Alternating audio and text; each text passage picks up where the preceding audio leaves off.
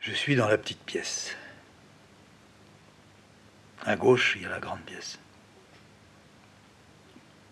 Je suis chez moi.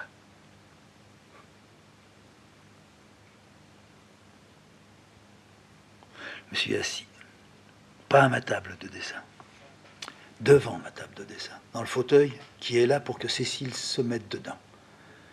Quand je suis en train de travailler, elle monte, elle s'assied là. S'il y a la chatte, elle vient sur ses genoux. Je te dérange? Non, pas du tout. Continue à dessiner. Oui, oui, je continue. Parlons. Tu es monté, tu as fini ce que tu faisais, etc. Oh, j'ai épluché la soupe, elle est en train de cuire. Ça va, toi? Oui, je le sentais d'en bas. Ah, ça va, ça avance. Ou d'autres fois, c'est oh, c'est moyen, ça n'avance pas bien. Ou bien c'est elle qui dit moi ça va pas. La plaque ça tourne pas bien.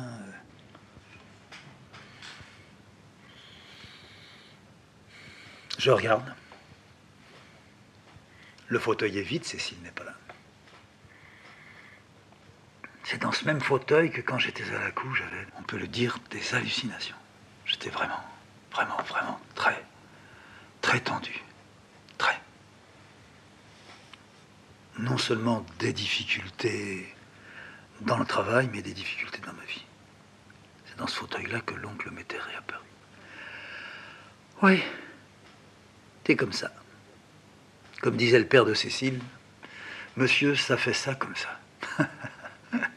Ça fait ça comme ça. D'une certaine manière, belle expression. C'est à la fois ramasser le fatalisme, bon, pas spécialement le fatalisme russe, mais c'est ramasser le fatalisme de l'homme, la soumission de l'homme, l'inévitable fardeau. Ouais. On pourrait dire portement aussi. Ouais. Ça fait ça comme ça.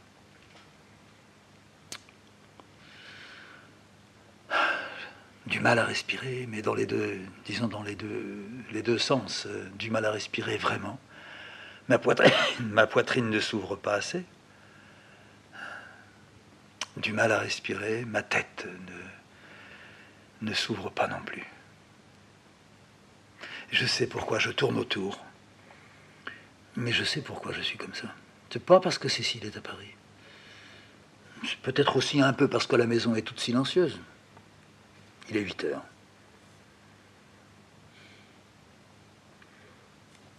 C'est une heure que j'aime bien habituellement parce que je me mets à mon dessin le matin, la fenêtre les volets sont ouverts, la fenêtre est claire, lumineuse.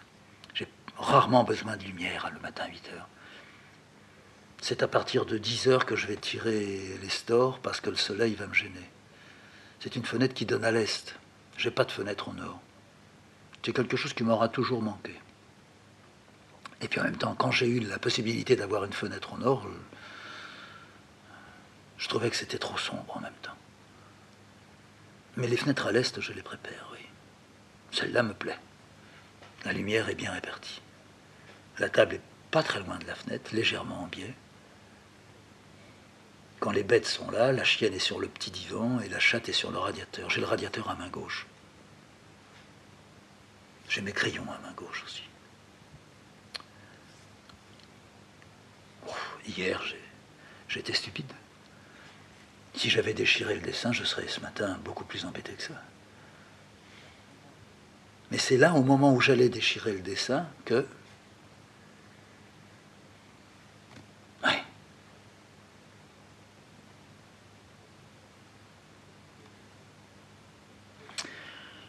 Je le vis qui était en train de ranger. Ouais. Lui, c'est pas moi. Non. Il avait sa boîte à outils sur le sol. Elle était entre ses jambes. Les jambes étaient écartées. Le couvercle était rabattu, posé sur les deux tibias. De la main gauche et de la main droite, il plongeait dans la caisse. Il en sortait un ou deux outils, un dans chaque main ou les deux mains tenant un seul outil. Il le tournait, il le regardait.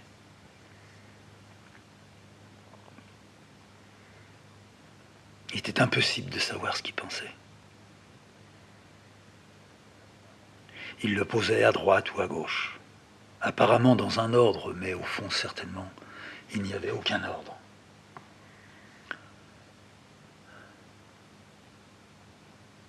Il était comme un enfant.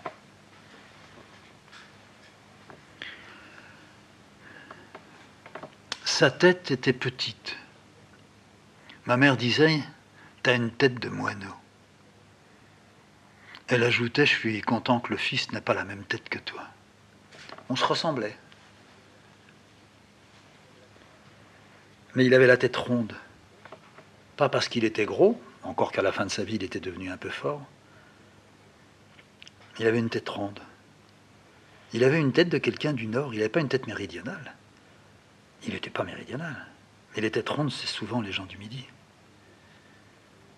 Il avait des yeux petits, qui étaient faits pour se plisser et sans doute lutter contre le froid, contre le vent glacial. Il avait le cheveu raide. Il apportait quelquefois les moustaches. Quelquefois il les rasait. Il avait une belle bouche. J'ai souvent dessiné cette bouche. Elle revient tout seule dans mes dessins. La bouche de Cécile aussi revient dans mes dessins. Celle de mon oncle ne revient pas souvent parce que je ne suis pas sûr que ce soit celle de mon oncle.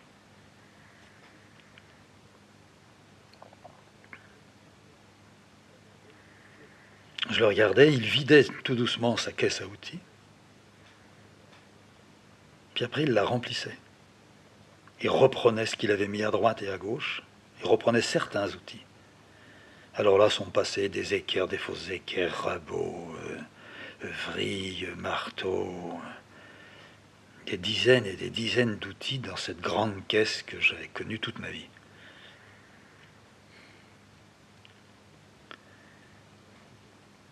Assurément, il avait bu.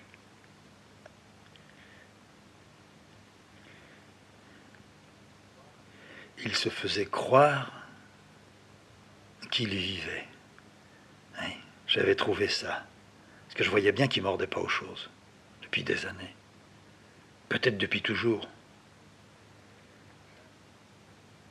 Là, il tanguait, tout en étant assis. Sa tête allait de droite à gauche.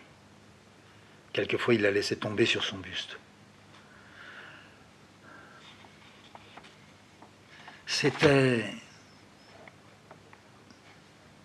peut-être pas, comme je l'ai dit, un enfant assis avec une boîte entre les jambes, mais c'était aussi un vieillard. Il n'était pas vieux. Il avait 70 ans. Il ne savait pas, mais il allait mourir. Mais on voyait bien, je croyais voir qu'il était en train de perdre sa vie. Et à ne pouvoir ranger ses outils fidèles de tant d'années passées avec lui. Hein? Car même quand il travaillait chez Renault il n'était pas dans le bois, lui là ce n'était que des outils à bois. C'était une caisse qui venait du fond des âges de mon père. Même il mentait. Il avait voulu me faire croire que ça venait de la famille. Il n'y avait pas de menuisier dans la famille de mon père. Ni de sa mère. Dans la famille de sa mère, c'était tous des fous. Des fous et les femmes étaient des putains. Ouais. La mère de mon père était une putain. Ouais. Elle se prostituait. Ouais. Même quand ils étaient petits. Et pas seulement pour avoir une pièce. Elle se prostituait parce que elle y avait pris nécessité. Et nécessité fait le goût. Et elle faisait ça. Donc il n'y avait pas de caisse à outils. Et d'outils pour le bois. Quant à son père, c'était un mécanicien. Disait-il. Un mécanicien n'a pas de rabot. Même si un compagnon se sert un peu de tous les outils. Non, il s'était confectionné sa boîte à outils. C'était un peu sa boîte à peinture. C'était comme moi, ma boîte à crayons.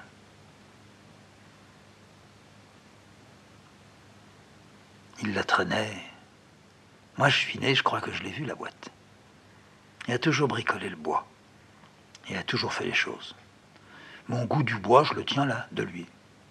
Le goût du fer que j'avais, j'ai aimé le fer. J'ai aimé limer, emboîter, ajuster. Le fer, le bronze, le cuivre. J'aime toujours. J'en fais moins. Alors ça, c'était peut-être de son père. Parce que du côté de ma mère, il n'y avait rien. C'était des paysans. Le père de ma mère était bûcheron. Il y avait des petits paysans qui avaient des petits bouts de terrain en Italie. Il n'y avait pas de mécano, là.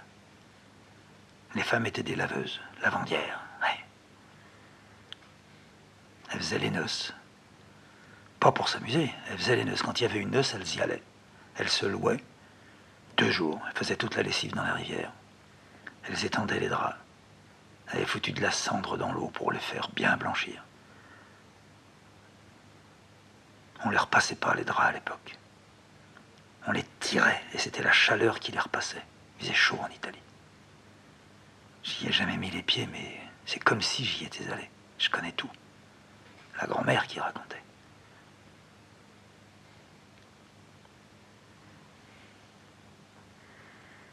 Alors lui, partout où il est allé, il a eu sa caisse à outils.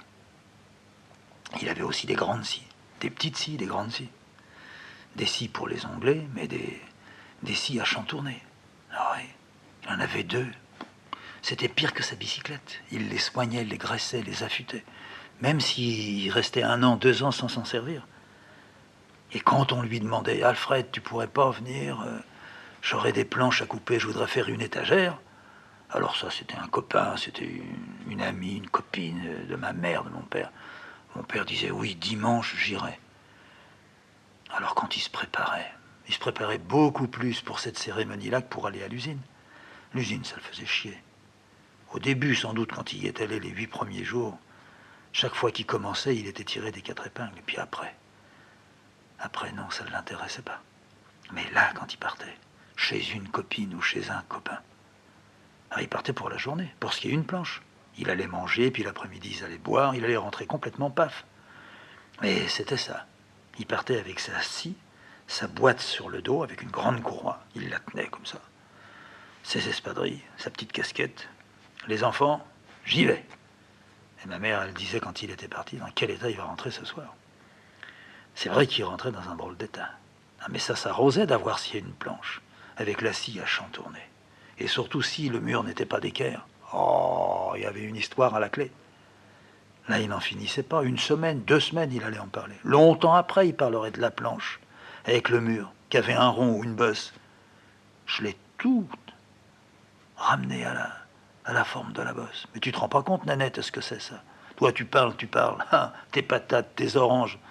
Mais ramenez ça. Il faut prendre, il y a une épure à tirer, ma petite. Tu comprends rien? Alors, quand il essayait de raconter ça le jour même et qu'il avait bu, là, il n'y avait rien à comprendre, il fallait le pousser dans le lit. Mais quand 3-4 jours après, il ressortait l'histoire, et ma mère, elle disait, c'est la scie. C'est la scie, c'est-à-dire c'est la chiotte. Puis lui, il comprenait pas c'est la chiotte, il comprenait c'est la scie à chantourner. Le vieux. Il avait 70, j'en avais 50. Ben, j'en avais 50. On était ici. Pas à la Chatte, mais à côté, au Cousin. On avait quitté la cour. Non. On allait quitter la cour.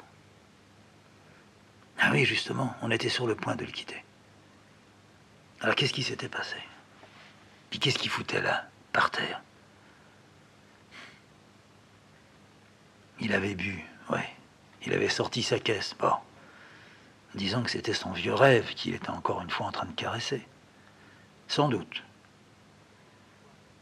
Qu'il avait plaisir et joie, sans doute aussi. Qu'il avait pris l'habitude. Oui, ça, l'habitude, il l'avait prise parce que dans l'appartement où il était, c'était notre appartement à nous, mais on lui avait laissé. Dans l'appartement, il était seul. Ma mère n'était pas là. Et ma mère, elle était où? Ma mère, elle était dans un sauna, à côté de la cour. Et quand on a quitté la cour, la même année, elle est venue, elle est tombée malade. Mon père était resté seul à Paris. Et je venais de temps en temps, je faisais un saut à Paris. Ma mère me disait, va voir ce qu'il fait. Quand ça me prend, je peux plus tenir, je sortirai de mon lit, je prendrai le train, je reviendrai. Je dis, mais non, ne fais surtout jamais ça. Moi, j'y vais, je lui écris. Il est calme. Oui, mais il doit faire des tas de conneries. Qu'est-ce que tu veux qu'il fasse comme conneries? À son âge, c'est fini. S'il boit un verre, il est complètement rétamé. Alors, tu sais, il ira pas loin. Ah oui, mais il se fait pas à manger, c'est sûr. Mais t'en fais pas. Il mange quand même. Il mange un bout de pain, il mange un bout de saucisson, il s'achète un camembert.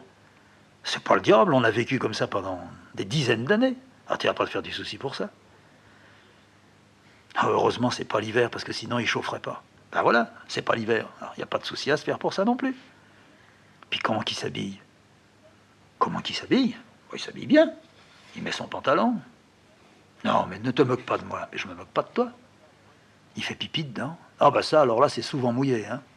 Alors ça doit puer chez nous. Ben, quand j'y vais, j'aère. Et puis tu prends les vêtements, puis tu vas les porter au teinturier. Ben non, il faut les laver, parce que le teinturier, la pisse, il la nettoie pas. Ah, t'as fait nettoyer son costume. Son costume, oui. Son pantalon gris. Mais pourquoi il pisse comme ça tout le temps? Bah parce qu'il a un problème de pisse. Ah, quand je reviendrai, il faudra qu'on s'occupe de ça, puis qu'on le fasse soigner. Oh, penses-tu, c'est pas là. La pisse, elle est dans la tête chez lui. Tu crois que ton père est fou? Oh, je crois que mon père, oui, il perd la boule. T'es méchant. Non, je te dis ce qui est. Mais si t'es pas là, c'est sûr, c'est plus difficile. Mais toi, tu vas y être, tu vas y retourner. Et c'était vrai, je savais, j'avais vu le médecin, et on me disait, elle est de mieux en mieux. Enfin, elle était à sa Xème rechute tuberculeuse. Alors le père, il était donc seul à Paris. Il ne m'avait pas entendu rentrer. J'avais une clé. J'avais le double. Et à un moment donné, il a vu, de chaque côté de lui, qu'il y avait d'autres pieds qui n'étaient pas les siens, mais qui étaient les pieds de quelqu'un qui était là. Alors il a relevé la tête. Ah, te v'là. Je t'ai pas entendu rentrer, dis donc.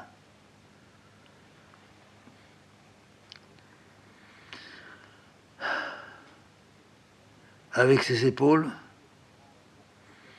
il faisait comprendre beaucoup plus à lui qu'à moi qu'il savait qu'il n'était pas dans une bonne position là, assis comme ça par terre.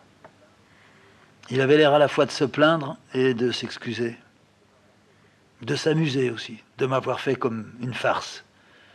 Mais il ne pourrait pas se relever tout seul. Il était peut-être là depuis le matin de bonne heure. Il avait commencé à fouiller dans sa boîte, puis comme il avait toujours mal aux jambes, il avait ses blessures aux jambes. 2 grandes blessures. Une, quand il était gamin, qu'il avait eu à la guerre de 14. Ouais.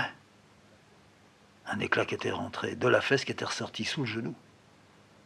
Ça l'avait fait boiter presque toute sa vie, ça.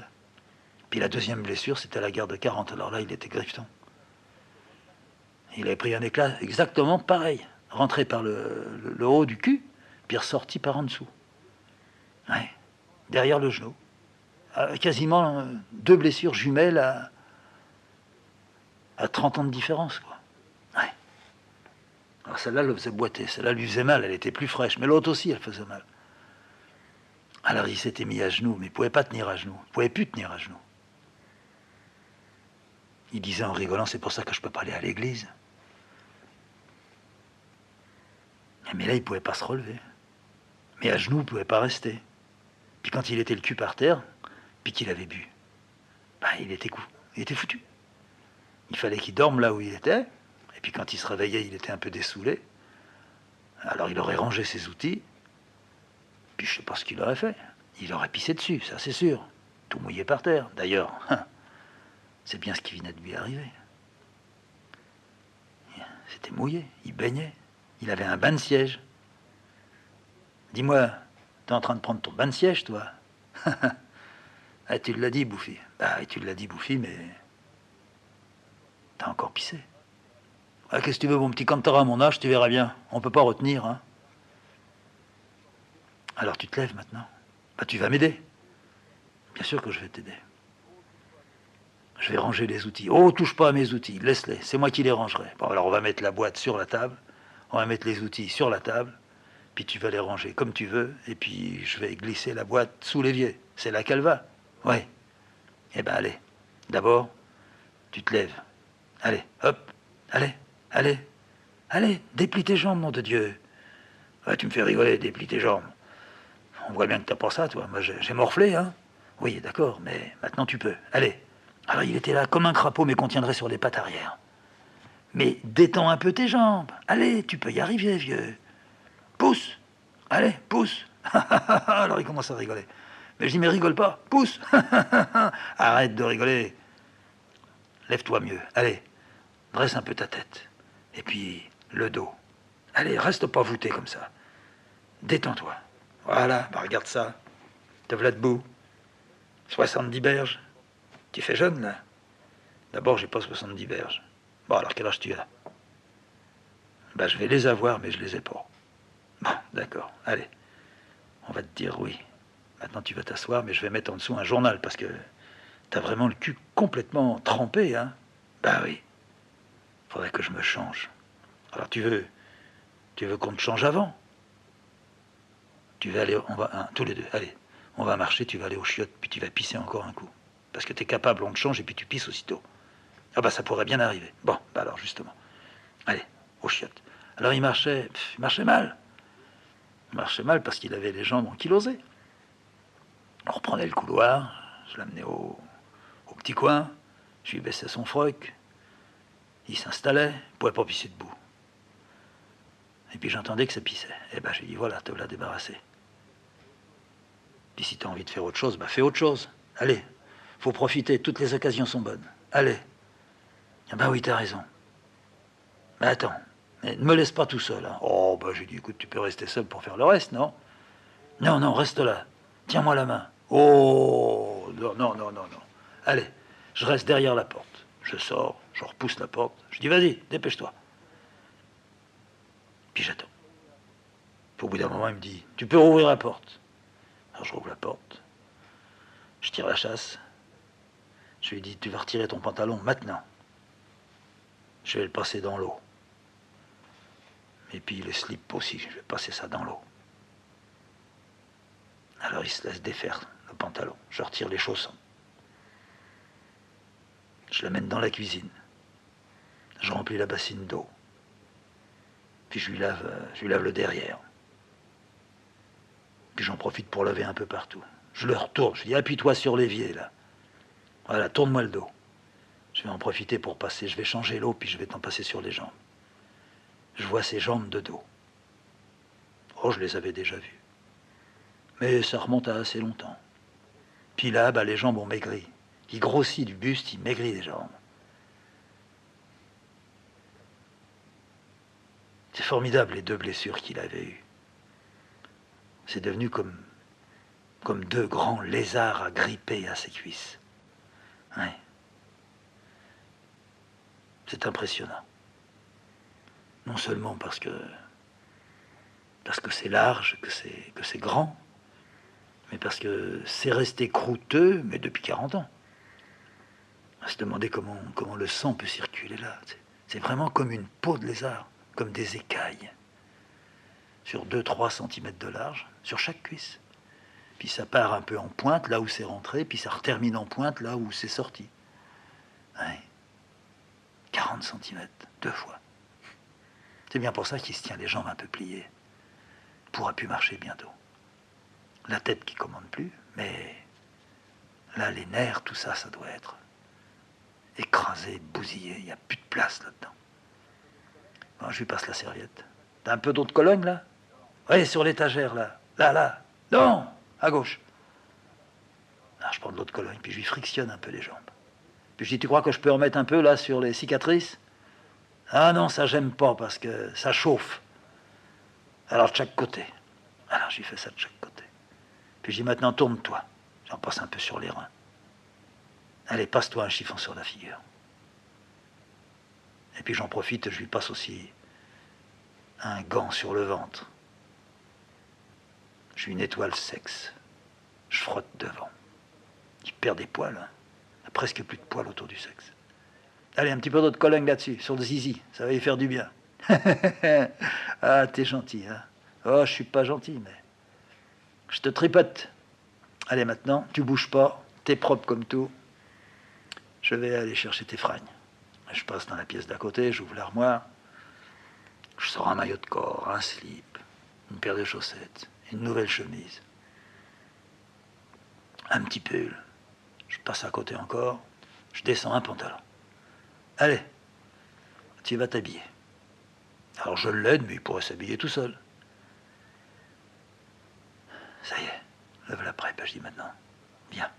Allez, va à la table, tout seul, tu peux marcher. T'étais descendu hier, bon, alors tu peux bien marcher ici. C'est surprenant aussi, les vieux. Quand on les voit, brusquement, ils perdent tout. Ils deviennent comme impotents devant nous. On a le dos tourné, je ne dirais pas qu'ils courent comme des lapins, mais ils marchent bien. Et même s'ils reconnaissent quelqu'un, ils se tiennent droit. Sauf s'ils veulent se faire plaindre. Mais souvent, oui, ils donnent bonne apparence. Et le père n'y échappe pas. Mais avec moi, non pas la comédie, c'est autre chose. Alors il se met sur sa chaise. Tu m'attends, je passe tout ça dans la flotte. Ça me gêne pas. Le slip n'est qu'un tas de puanteur, je foutrai de l'eau de javel. Ça sera pour plus tard. Le pantalon, bah, il est pas beau. Je le trempe complètement. Je frotte. Je change d'eau. Je le remets encore dans un grand fond d'eau, dans une grande bassine. Les chaussettes, ça c'est rien. La liquette, c'est pas grand-chose. Maillot de corps, il n'y a pas de pisse. C'est le bas qui est empissé. Voilà. Avant de partir, j'essorerai complètement le pantalon. Je l'accrocherai.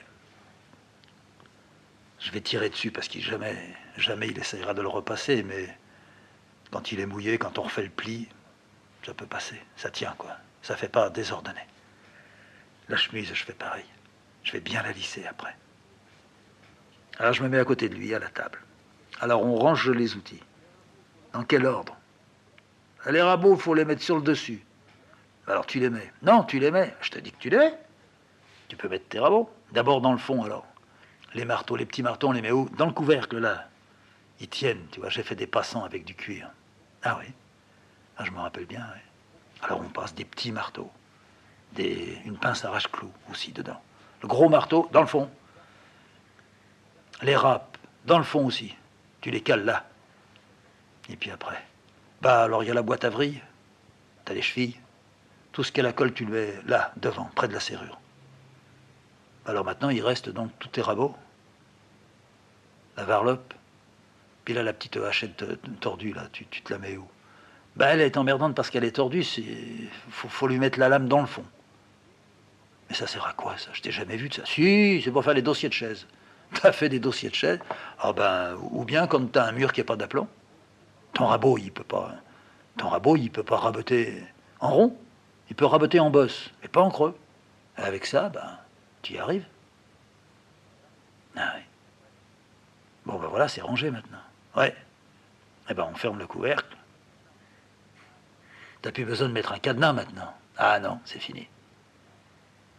Alors je la glisse là, sous l'évier. Ouais. Elle met sous l'évier. Je reviens. Je tire une chaise. On est là tous les deux.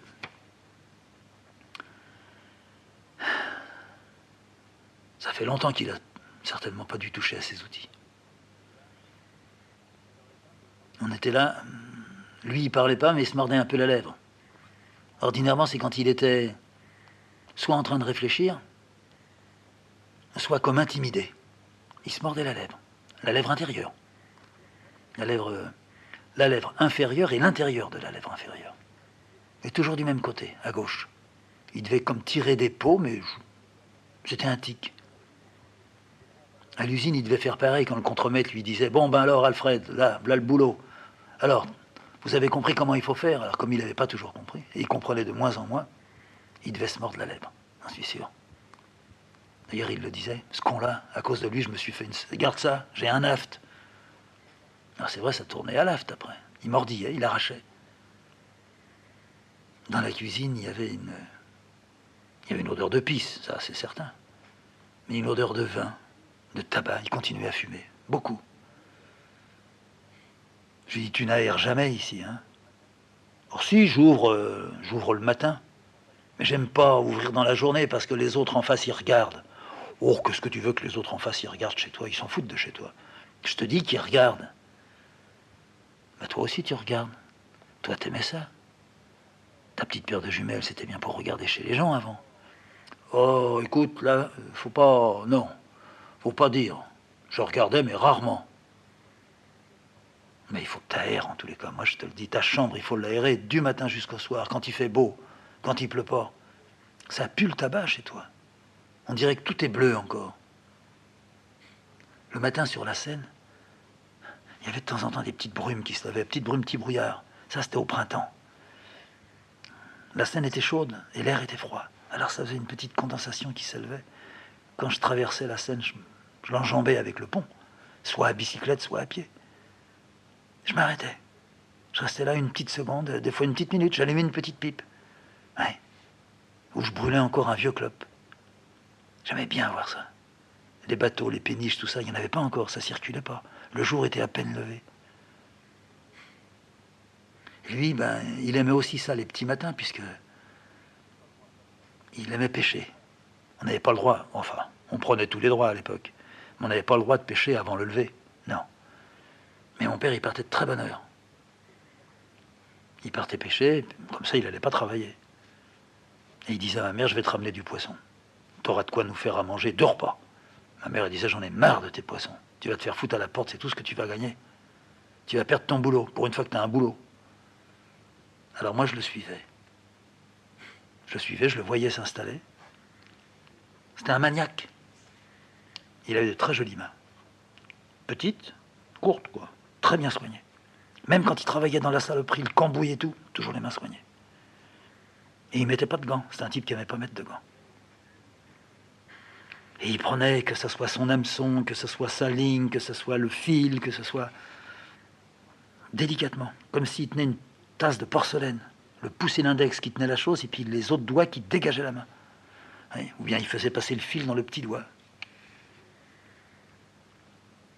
Je le voyais faire. Là, il était devant moi, il hoquetait comme ça. Hop. Je dis, qu'est-ce que t'as besoin de manger? Qu'est-ce que tu crois? Déjà à cette heure-là, qu'est-ce qui s'est passé? Avant que j'arrive, qu'est-ce que t'as fait? T'as déjà bu?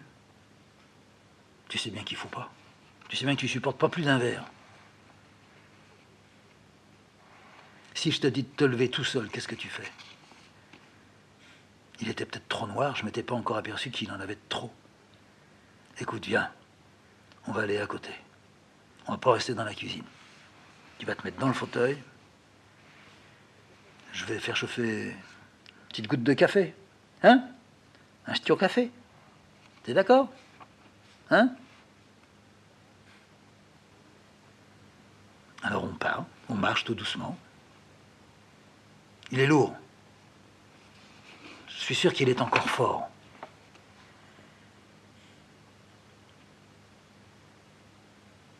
Mets-toi ici. Allez, cale-toi bien. Reste là. Je vais aller faire chauffer le café. J'ai mis les 2 tasses sur une assiette. J'ai cherché s'il n'y avait pas une boîte à gâteaux qui restait par là. Il avait dû tout bouffer. J'ai fouillé dans le placard, j'ai fouillé dans le buffet. Ah, j'ai trouvé du chocolat. Tiens, c'est bon le chocolat. Ça s'abîme pas. J'ai cassé une tablette en morceaux. Je l'ai mis dans une petite soucoupe encore. J'ai ramassé son paquet de tabac qui était dans la cuisine. Son papier, son briquet. Et je suis revenu vers lui. Voilà, on va se boire un petit jus. Ah, quand même, c'est autre chose quand on n'est pas tout seul, hein. Ah bah oui, t'as raison, mais... faut patienter. Bois ton café. Mais ça, qu'est-ce que c'est? Bah ça, c'est du chocolat. Ah, t'as amené du chocolat? Non, le chocolat qui était dans ton buffet. Il y avait du chocolat dans mon buffet? Bah oui, bah, je l'ai jamais vu. Parce que tu fouilles pas. Tu fouilles ta boîte à outils, mais tu fouilles pas dans ton buffet. J'ai cherché s'il y avait des gâteaux, mais ça, tu les as tous mangés. Hein. Non, non, je touche pas tellement aux gâteaux, moi, tu vois, petit. Non. J'aime mieux un bout de pain et un bout de camembert. T'en as du pain et du camembert, là? Oh, pour à midi, je ne sais pas si j'en ai. Eh ben, j'irai chercher. Du pain frais. On mange un petit cervelas tous les deux. J'achète 2 cervelas.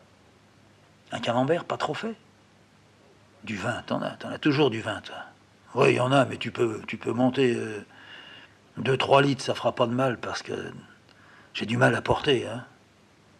J'ai du mal à cause de mes jambes, hein. Oui, oui, mais je la connais l'histoire. Ben, j'irai chercher ça tout à l'heure.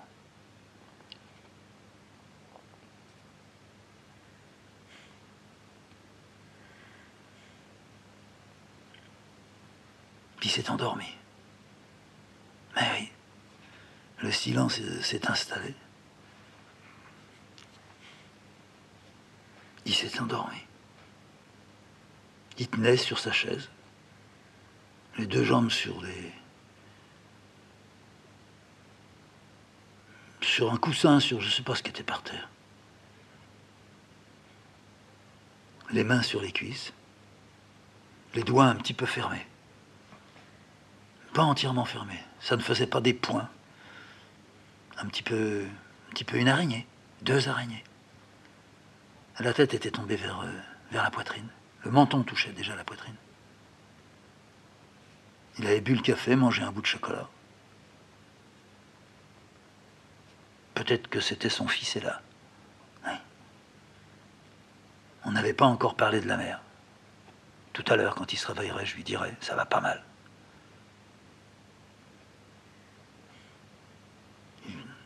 Je suis pas sûr, mais il semblait comme rêver. Il bougeait les lèvres. Ou bien il dormait pas. Ou bien il était devenu fou. J'en profitais pour m'éclipser. Je descendais 4 à 4 les 3 étages. Je passais dans la cour. En dessous l'immeuble de la rue. J'arrivais dehors. C'est l'avenue de Châtillon. La rue Friand, l'avenue de Châtillon. Le boulanger est en face. Le charcutier, il est juste un petit peu plus haut. Il est à l'angle de l'impasse du Rouet. Rachel, c'est fini. C'était là. Moi, j'ai habité là longtemps, avec Cécile. Je rentre chez le charcutier. 2 cervelas. Il me les montre. Tout rouge. Beau. Ouais. Vous les faites cuire pendant 5 minutes. Dans l'eau frissonnante, hein. Oui, oui, tout à fait. C'est tout? C'est tout. Je sors avec mes 2 cervelas dans la poche. Je vais chez le boulanger. Des belles baguettes fraîches. Bâtard. Un bâtard. Ouais. Vous me donnez aussi un gâteau, une tarte aux pommes. Et puis, quelque chose qui se garderait. Voilà, un petit sablé. D'accord.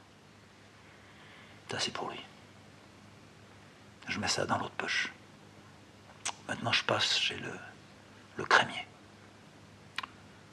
Un camembert, pas trop fait. Ouais, un bon. Faites voir. Ah oui, ça, c'est bien. Très bien. Vous vendez du vin? Ah bon. Eh ben, vous me mettez 3 litres. Oh non, léger, plutôt du neuf. Non, non, pas du vin lourd. Léger, léger. Voilà. Et puis, mettez-moi là 3-4 pommes. 3-4 pommes. C'est fait, j'ai ça dans un sac. Je traverse l'avenue de Châtillon.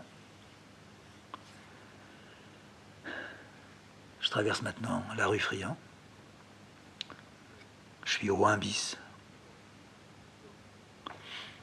J'aurais pu... Il dort là, il pourrait dormir jusqu'à ce soir. J'aurais pu faire un saut. Un saut chez Rachel. Lui, il n'y est plus, mais la femme Rachel, est-ce qu'elle vit encore? Je sais pas.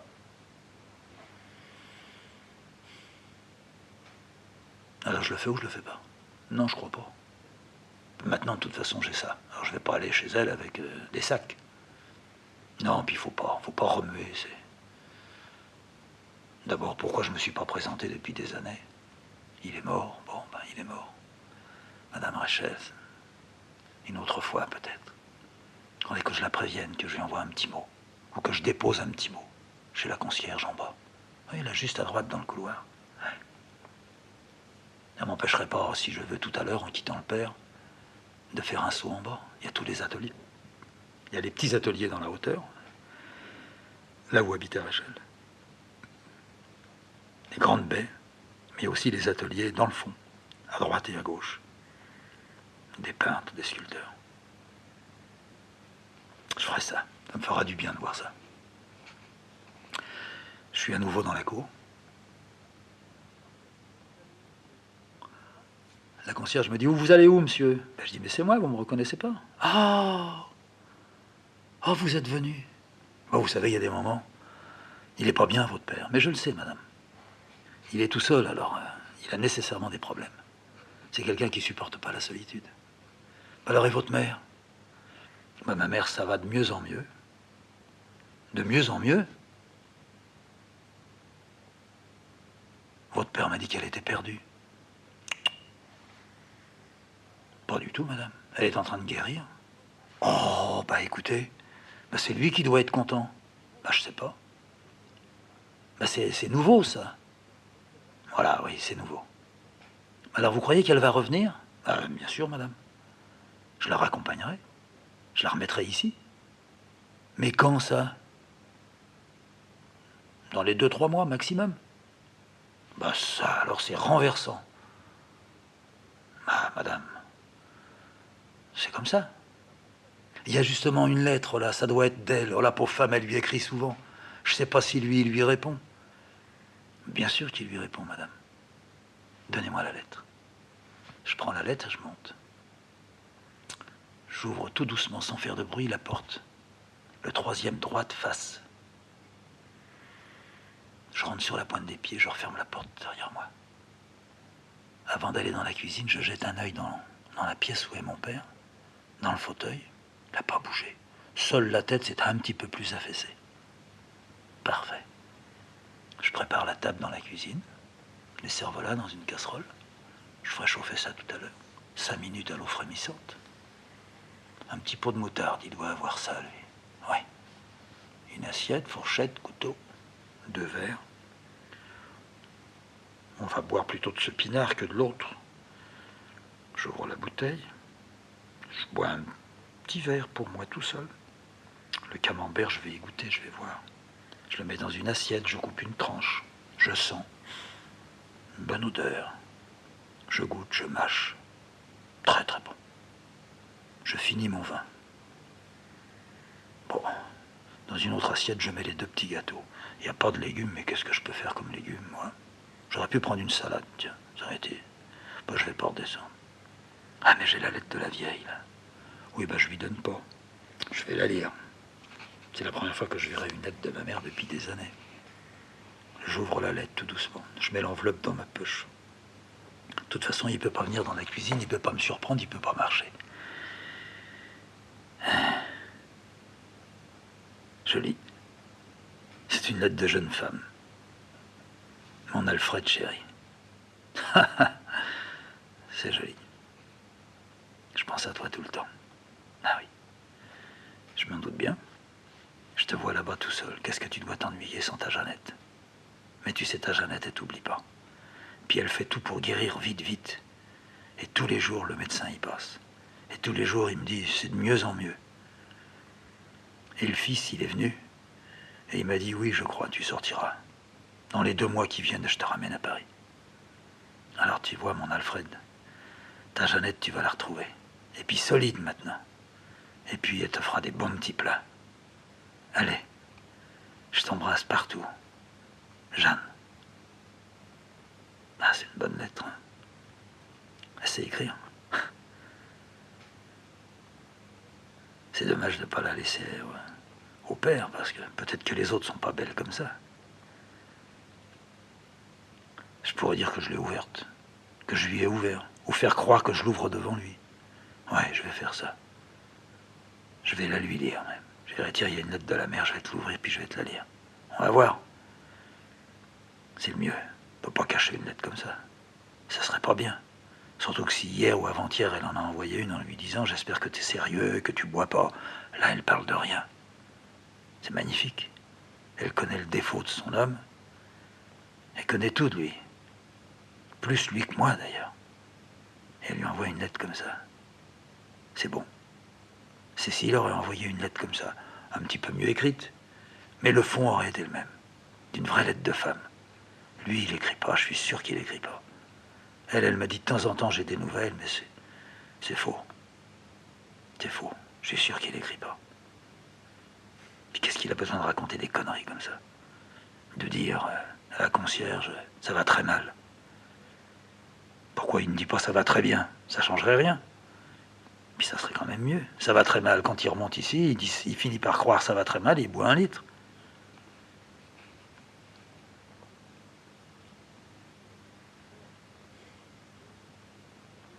Allez, je vais le voir. Quelle heure il est? Oh, 12h30. Mais dis donc, c'est l'heure de bouffer. Alors, ça y est, on a fait un bon dodo. Bouge pas. Alors là, il ouvre les yeux. Ah, j'ai dit, tu reconnais le petit sifflet? Et lui, il me regarde et il me fait... Ah, tu te rappelles? Quand t'es arrivé du boulot, du fond de la cour, tu sais. Et moi, je répondais. Et je disais à ma mère, il est là. Ah oui, on était à Boulogne. Hein. Ouais. Et tu crois que si je passais dans la cour en bois puis que la fenêtre serait ouverte, si je lançais, tu m'entendrais, tu me répondrais? Ah bah si je t'entends, je te réponds. Tu vois? Tu sais quelle heure il est? Non. Bah, il est 12h30. Ah oui. Eh ben on va passer à table. J'ai acheté un petit cervelas pour toi, un petit cervelas pour moi. Tu crois? Ah bien sûr. Un petit peu de moutarde, avec du pain frais, un petit verre, un bon camembert j'ai acheté. Puis je t'ai acheté une petite tarte. Ça te dit? T'es gentil. Mais non, je suis pas gentil. Alors il passe dans la cuisine. Je t'aide? Non. Non, non, ça va mieux. Il marche pas mal. Ah, de dos, il fait 80 ans. Mais il marche pas mal. De toute façon, il faut bien qu'il marche pour aller faire quelques courses. Il descend 3 étages et il remonte 3 étages. Tu veux que cet après-midi, on aille faire un petit tour dans le quartier? Oh non. Pourquoi? Ça te changerait? On irait... On fera le tour, rue Friand, on revient par l'avenue d'Orléans. Et puis, bah, moi, après, je te laisse, je vais prendre mon train, je rentre là-bas. Tu sais que tu m'as pas demandé si Cécile, ça allait bien, hein? Ah oui. Ah, tu sais, je perds la boule, hein? Non, non, tu perds pas la boule. Mais t'as oublié. Alors, tu me le demandes ou pas? Oui, oui. Ça va bien, Cécile? Ben, Cécile, ça va. Ça va, mais comme on a un petit problème en ce moment... Ah, c'est le boulot. Non, non, c'est pas le boulot. On a un problème, on va certainement quitter la cour. Une fois que la mère sera guérie et tout, on va quitter la cour. Et pourquoi ça? T'es chez toi? On n'a pas le droit de te foutre à la porte. Non, non, mais c'est pas ça. C'est que Cécile est un petit peu fatiguée par l'altitude. Ah, c'est haut, là-haut. Ah, c'est haut. Ben oui, alors... il est bien possible que si ça continue à tourner un petit peu comme ça, pas très bien, ben on descendra, on ira en plaine. On vendra la baraque et puis on se mettra en plaine. Oh, c'est bien la plaine. Il s'assoit. Je fais cuire le cervelas. Je lui sers. Avec un peu de moutarde, qu'est-ce que tu dis? Oh, dis donc, c'est le gueuleton, hein. Oh, c'est pas le gueuleton, mais c'est vrai, c'est bon. On mange. Pain frais. Mange pas trop de pain, mais mange quand même ton pain. Bouffe pas l'ami. L'ami, c'est mauvais. On mange la croûte. Il mange d'un bon appétit. Un petit verre, mais attention, pas plus de 1. Tu bois doucement. Même en la moitié seulement, parce que sinon, moi, un verre, si j'ai un verre, je le bois d'un trait. Bah oui, bah alors justement. Alors je te mets un fond de verre. Allez, chin chin. Il est content. Ah, ça fait plaisir, hein. Quand on n'est pas seul, quand même. Là, il semble qu'il a trouvé un petit peu le bout du fil de sa bobine. C'est comme s'il était dessoulé. Je vois qu'il cherche à me dire une phrase peut-être plus difficile que celle de c'est bon. Il arrive à la faire remonter, ou à la faire descendre, je ne sais pas où elle est cette phrase. Mais elle est là dans la bouche maintenant. Il avale. Il me fait comprendre qu'il boirait bien encore un peu de vin. Je dis non, non, non. On a dit pas plus d'un verre, pas plus toi que moi. On fait ça sérieusement. Ah, tu sais, mon petit, j'en ai pas pour longtemps. Ah oui, bah écoute, c'est pas la peine de dire ça. Hein. Si c'est pour ça que tu cherches ta phrase, non, mais avant, j'aurais voulu te dire. T'as rien à me dire. T'as rien. Pas ça. Moi, j'ai pas envie d'entendre des salades. Ah, il me répond par une série de grimaces. Une sorte de... Son visage est comme contorsionné, ça peut se dire, ça, d'un visage. Il est tordu. Sa bonne tête ronde devient fripée. Il y a quelque chose de chinois là-dedans. Il a les yeux qui sont petits, c'est vrai. Il a lâché sa fourchette et il tient ses deux mains. Puis il les serre. Mais on sent qu'elles sont vides. Je dis continue à manger, allez. Puis je vois qu'il commence à trembler. Les épaules, un petit peu la tête. Je te dis, mange, arrête, desserre tes doigts, finis ton cervelas. Le cervelas, ça se mange quand c'est chaud. Il prend la fourchette d'une main, il prend le couteau de l'autre main, il appuie sa fourchette sur le cervelas, et puis il peut pas couper. Mais coupe, c'est pas dur, t'as bien coupé tout à l'heure, tu peux bien couper encore un deuxième morceau. Allez, coupe, tu piques, tu mets dans ta bouche. Il relève la tête, il me regarde, il a les yeux pleins de larmes. Bon, écoute, tout à l'heure, hein, tout à l'heure, pas maintenant. Maintenant, tu vas manger. On va parler de tout, hein. Tu te couches à quelle heure le soir? Tu écoutes un peu la radio? Le journal, tu arrives, tu le prends, tu le lis? M'en fous de leurs journaux. Oh, tu t'en fous de leurs journaux. Tu regardes la page